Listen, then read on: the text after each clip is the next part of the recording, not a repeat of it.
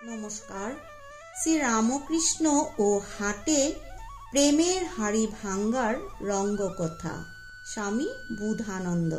প্রভুরও প্রতিজ্ঞা ছিল শোনো বিবরণ, হাটেতে ভাঙ্গিব হাড়ি যাইব যখন। সেই হাড়ি ভাঙ্গা রঙ্গ আজিকার দিনে, কিভাবে ভাঙ্গিলা হাড়ি শুনো একমনে। দক্ষিণেশ্বরে থাকাকালীন শেষের দিকে ঠাকুর একদিন বলেছিলেন, যাবার আগে প্রেমের হাড়ি ভেঙে দিয়ে যাব। যেমন কথা তেমন কাজ। সেই হাটে হাড়ি ভাঙার দিনটি এসেছিল 1886 খ্রিস্টাব্দের 1 জানুয়ারি তারিখে। ভাবতে সত্যি আশ্চর্য লাগে না কি যে অবতীর্ণ ভগবান নিজ প্রেমের হাড়ি ভেঙেছিলেন আমাদের এই সমস্যা সমাকীর্ণ কলকাতা শহরের উপকণ্ঠে। হাড়ি ভেঙে নিজ লীলা পুষ্ট করেছিলেন অপ্রকট হওয়ার 6.5 মাস আগে। শ্রী রামচন্দ্র দত্ত প্রমুখ ভক্তগণ ঠাকুরের ওই দিনের আত্মপ্রকাশকে কল্পতরু রূপ প্রদর্শন বলে বিখ্যাত করেছেন। কিন্তু স্বামী শারদানন্দ লিখছেন, উহাকে ঠাকুরের অভয় প্রকাশ অথবা আত্মপ্রকাশপূর্বক সকলকে অভয় প্রদান বলিয়া অভিহিত করাই অধিকতর যুক্তিযুক্ত। ওই মহিমা মণ্ডিত দিনটি কিন্তু গৃহী ভক্তদের কেন্দ্র করেই অভিব্যক্ত হয়েছিল। সেই জন্যই বোধহয় গৃহী ভক্তদের দেওয়া কল্পতরু নামটিই লীলার ঈশ্বরের ইচ্ছায় সর্বজন গ্রাহ্য এমন ভাবে হয়েছে যে সন্ন্যাসীরাও ওই নামে ওই দিনের উৎসব করেন। তবে একটি কথা আছে, কথাটি ভাববার কথা। আমরা এমন যেন মনে না করি যে ওই কল্পতরু নামের আধারে ওই দিনে অভিব্যক্ত রামকৃষ্ণ কৃপার সমগ্র আধারটি ধরতে পেরেছি।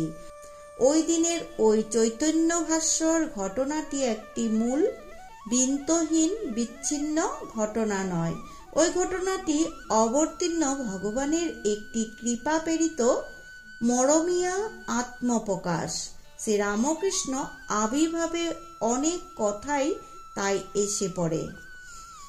এক কথা সম্পূর্ণরূপে মানি যে আমাদের সহজ ঠাকুরকে কঠিন করে বুঝতে চাওয়ার কোনো প্রয়োজন নেই।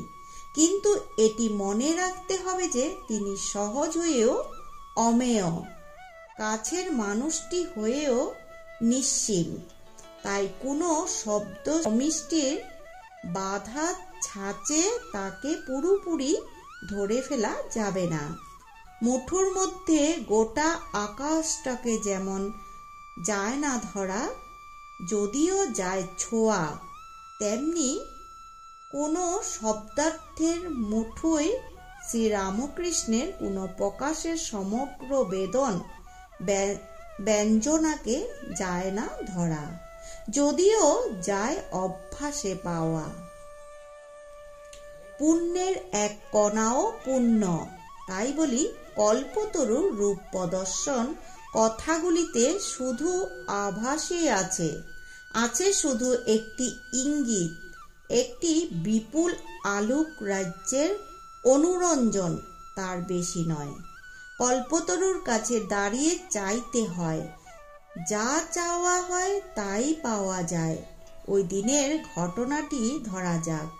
শরীর এত অশক্ত, আহা বিছানায় উঠে বসেও কতই না কষ্ট হয়েছিল, তবু ভবমূল শিথিল করে ভ্রাম্যমান হলেন কল্পতরু।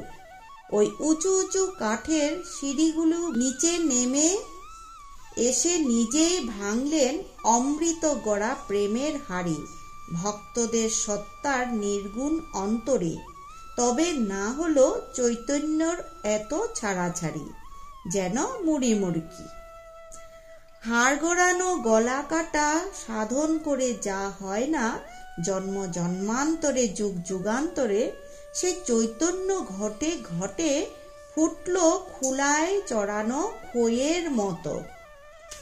এমন আশ্চর্য ব্যাপার কেউ কি কখনো শুনেছে পুরাণে, কল্পকথায়, ইতিহাসে? তবু হয়েছিল ওইরূপ ওই দিন আমাদের এই কলকাতায়। কে চেয়েছিল চৈতন্য স্ফুরণ সেই দিন? কে পেয়েছিল চাইবার পরে? কেই বা ছিল অধিকারী?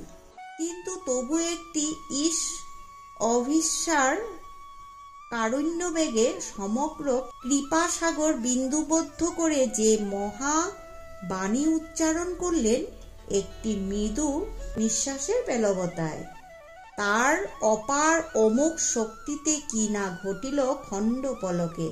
ছিন্ন হলো কর্মপাশ, কুলুষ হলো কীর্ত, খণ্ডিত হলো কলিডোর।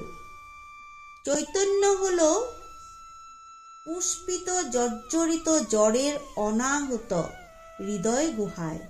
চোখে দেখল যা ধ্যানেও দেখা যেত না। সেদিন অধিকারী নির্বিশেষে চৈতন্য জাগ্রত করলেন।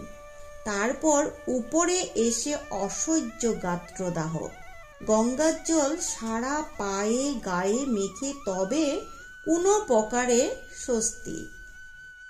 মায়ের কথায় শুধু রসগোল্লা খেতে তো আর আসেননি, তাই বিদ্যুৎ পলকে সকলের পাপ টেনে নিয়েছিলেন ওই ভগবতী তনুতে।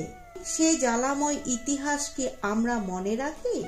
উৎসবের আনন্দে মত্ত হয়ে ভগবানের বেদনাটুকু ভুলে যাই। ভাবি ভগবানকে পেয়েছি আমরা কেঁদে সাধন করে। তিনি যে কত কেঁদে কেঁদে সেধে সেধে আমাদের অবরুদ্ধ চৈতন্য ডোর গোড়ায় ধন্না দিয়ে অনাহারে পড়েছিলেন, সে কথা আদপে জানাই নেই। তো আজকের মতো এই পর্যন্তই। ঠাকুর মা ও স্বামীজির চরণে আভূমি লুণ্ঠিত প্রণাম নিবেদন করে সকলে ভালো থাকবেন, সুস্থ থাকবেন এই প্রার্থনা করি ঠাকুর মা ও স্বামীজির কাছে। জয় শ্রী শ্রী রামকৃষ্ণ দেবের জয়।